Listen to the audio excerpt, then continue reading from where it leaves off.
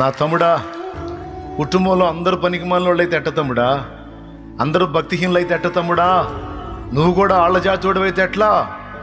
నువ్వన్నా నిలబడాలి నాన్న, నువ్వన్నా నిలబడాలయ్యా, నువ్వన్నా నిలబడాలి. భక్తిలో నిలబడాలి, ఆత్మీయంగా నిలబడాలి. నీ వాంఛలు చంపుకోవాలి, నీ కోరికలు, నీ ఇచ్చలు, విచ్చలవిడి తిరుగుళ్ళు చంపేయాలి. నా కుటుంబం కోసం, నా కుటుంబ క్షేమం కోసం నా ఆనందాలన్నీ నేను కాల్ చేసుకుంటాను, నా ఇచ్చలన్నీ నేను చంపేసుకుంటాను. నా ఇంటి వారి రక్షణ కోసం నా తండ్రికి నేను ప్రార్థన చేయటమే కాదు, నేను త్యాగం చేస్తాను అని నడుంగట్టు నీ ఇల్లు ఒడ్డుకొచ్చిద్దంతే యేసునామములో. యవన బిడ్డ, తీర్మానం చేయనానా, తీర్మానం చేయనానా. ఇంట్లో అందరే పనికిమాలిన అయితే ఇల్లు బయటపడదు నాన్న, ఒడ్డుకు రాదు.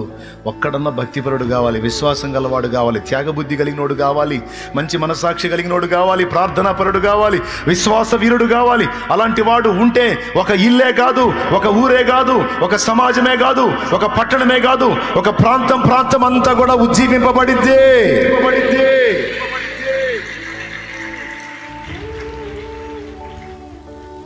అలాంటి వ్యక్తులుగా మనం తయారు కావాలి.